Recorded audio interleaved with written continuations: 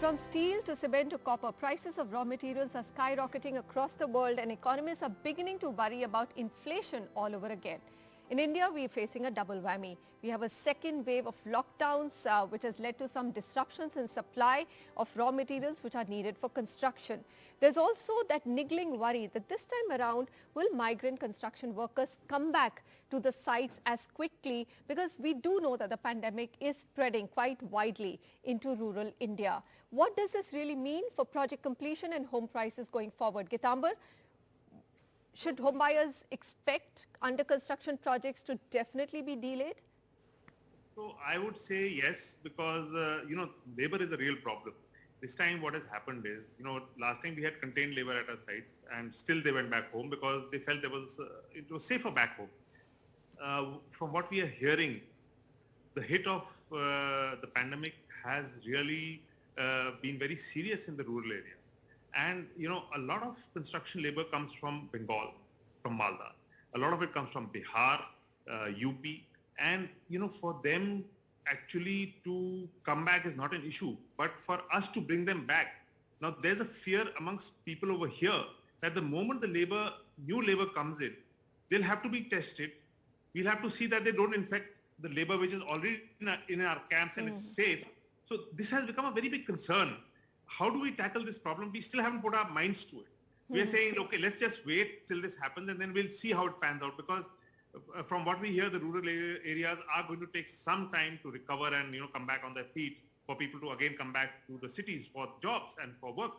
The second thing, of course, like you rightly said and which I pointed out, was the cost of raw material has actually limited aggressive construction amongst all developers.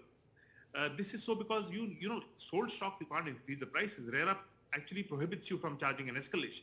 So you can't, in a project which is already going on and you've sold at something like, let's say 100 rupees or price X, you can't suddenly say, no, whatever I have unsold, I'm going to increase the prices by 20%, 30%. It's not really going to be acceptable in the market. So what happens then? We are stuck between the devil and the deep sea.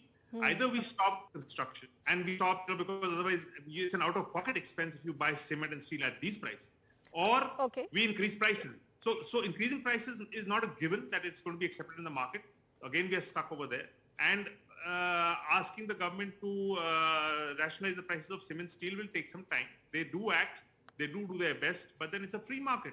So absolutely. And in fact, already the demands for cutting GST on cement, which is at 28%, that clamor is going around, and everybody is saying if you are going to pump in so much money in the construction sector to revive the economy, then you really need to look at GST on cement. Vishal, what's your own take on this entire unsold stock? Will you increase the prices? I mean, if you're caught between the devil and the deep sea, how will your bottom lines not get eroded if you don't increase prices for unsold stock? Manisha, I disagree with Gitambar. I believe that brands will have to take the hit for what they have sold and deliver on time. While there will be delay, there is absolutely no chance to say that we will deliver in the committed time, but we will. All big brands, all good brands, solid brands will try and minimize the delay that COVID has caused. Okay. Will you Which actually... means we will have to take the hit of escalated cost. And I don't believe, even if the costs come down slightly, I think the cost cycle, the commodity cycle is here to stay, and we are going to be facing price challenges. Given the real estate prices and what has happened to it in the last 5 years and the affordability being at the lowest, I believe that the only way today will be for increasing the prices. And developers who are not going to be increasing prices are going to face challenges of delivery. Therefore, even from a buyer's perspective, one must understand today a lot of people are simply playing a cash flow game. They're not even selling at replacement cost. And therefore, cost increase is going to be on the cards. I disagree with Gitambar. I would say that projects which are priced between 3,000 to 5,000 rupees are going to see a minimum escalation of 15 to 20% in the next 1 to 2 years. Gitambar, respond to That's what that. I said exactly the same thing. 20% increase on unsold stock, Vishal. I'm not saying on sold stock, unsold. That's true. And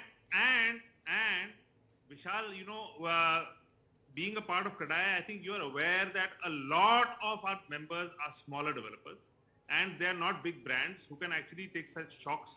So there has to be something this has to be addressed, Vishal. We can't just sweep it under the carpet and say, I don't think this will happen. Okay. All right, gentlemen, we'll take that discussion forward later. Let me get Sameer's reaction also. Sameer, you've got the data in terms of what is the unsold inventory, what's under construction, and what's the demand. Just sum it all up for us and say, is there room for the market to actually absorb a repricing of housing inventory in the country? I definitely think there is room. Everywhere we've seen across all cities that the new launches have come down by more than 40 to 50% compared to the absorption. So there is definitely room. Prices are, like Vishal said, are at an all-time low. They are price adjusted to inflation. Still, they're very, very low comparatively. Over the last 5 years, they have not really increased. So there is room to increase prices. There is genuine demand amongst customers. Investors are not coming back yet, but definitely end users are, and especially in ready properties and properties getting completed in the next 1 year. So if a developer increases the pricing by, say, a couple of ₹100 a square feet, I don't think his sales velocity will face that much of an impact, as prices haven't been going up for the last 4 to 5 years. So I think customers will understand that and will be ready to lap up projects by good developers, branded developers at slightly higher price points. I think there is room for that because new launches have come down. All right, we'll see how quickly that economic revival also happens and people get the confidence in buying homes again. Like Gitambar said, this time it could take longer for them to step out. Gitambar, what are we hearing in terms of the force majeure clause which builders actually invoked last time and got a 6-month extension in different states? Is that likely demand? Is that going to happen again? So we have put it across to the RERA authorities in various states. We have put it up with the Urban Development Ministry also in the Government of India, because it's a genuine ask. And, 6 months may not be enough, because if the labor takes time in coming back, then we may have to ask for, actually last time 6 months was given to us. It was the ask was more. See, the idea, Manisha, is not to take advantage of the situation, but it is to have a realistic solution to the situation. Be it, given a choice, today we know that increasing prices of unsold stock is not a good idea. Then therefore there should be some solution to rationalize the price of material which is increasing. So it cannot Gitambar, you will not be able to go against the force of a global commodity cycle which is rising. Absolutely. I think we'll have to look at other things.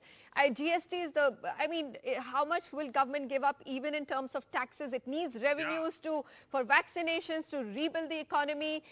So there are many aspects to it. I think there will be price increases, at least by good developers, if they want to stay afloat. And like Vishal said, if you don't increase prices, you're probably going to go under, and that's not a great signal for home buyers to go into those projects. I think I'm going to wrap out there. Thank you so much, Vishal, Gitambar and Sameer, for giving us your insights. These are uncertain times for everyone, so stay home, stay safe, and do your bit to break that chain of transmission of COVID-19 infections. The sooner we can get it under control, the quicker we can get over this health crisis and get back to business as usual, which is good for everybody. Thanks so much for joining me.